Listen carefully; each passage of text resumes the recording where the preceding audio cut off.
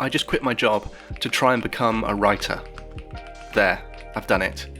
No more early mornings, stressful afternoons, and endless, pointless meetings.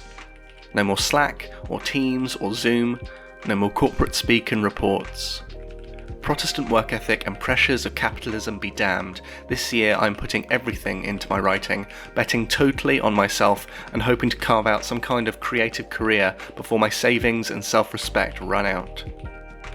It has often been said, usually by the underpaid and overworked, that being a full-time employee in a stressful position is probably the best excuse for not doing the things you really want to.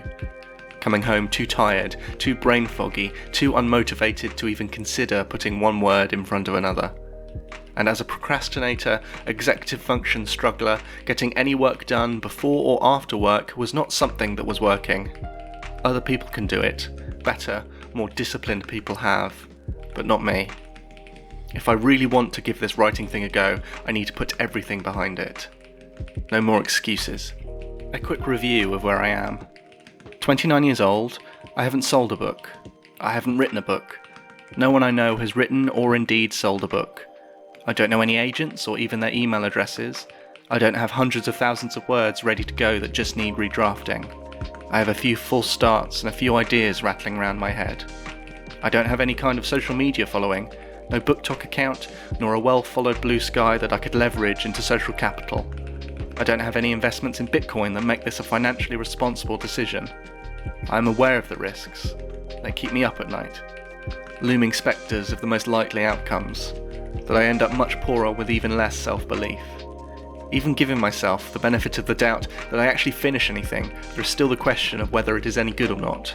In a space without excuses, the only possible recipient of blame can be myself. Not disciplined enough to get stuff done. Not clever enough to produce anything of note. But do I have any assets? Any at all? Any pros to balance the cons? Any reasons at all that make this not a completely reckless, self-indulgent decision that may well torpedo any future career or financial security? Well, I do have a degree in creative writing and a master's, both first classes, thank you very much, from Birkbeck University in London, an institution of reasonable and proper academic standing despite having let me in. They've also bizarrely let me attempt a PhD in creative writing, which is the other thing I need to do alongside writing a book and becoming a writer. How hard can that be? I have about a year, until January 2026 to make something of myself before the money runs out. Then, I'll have to once again kneel before capitalism and throw myself at the mercy of the job market.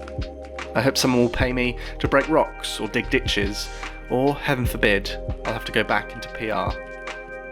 1 year to work out how to make a living by arranging words. I don't need much, just enough to pay for the rent and be able to afford sandwiches afterwards. I have to-do lists and stationery, a desk and 2 monitors. I've purchased a fancy mechanical keyboard advertised to provide the most tactile and satisfying click. My degrees sit on the bookshelf across the room, desperate to be worth the paper on which they are printed. I have the best of intentions and a deep fear of failure.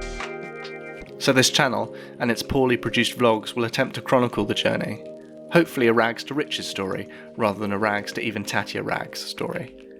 I hope you stop by and check in on me every once in a while, if anything, out of a morbid sense of curiosity that one might have for watching a cat wind up to attempt a jump that is obviously impossible.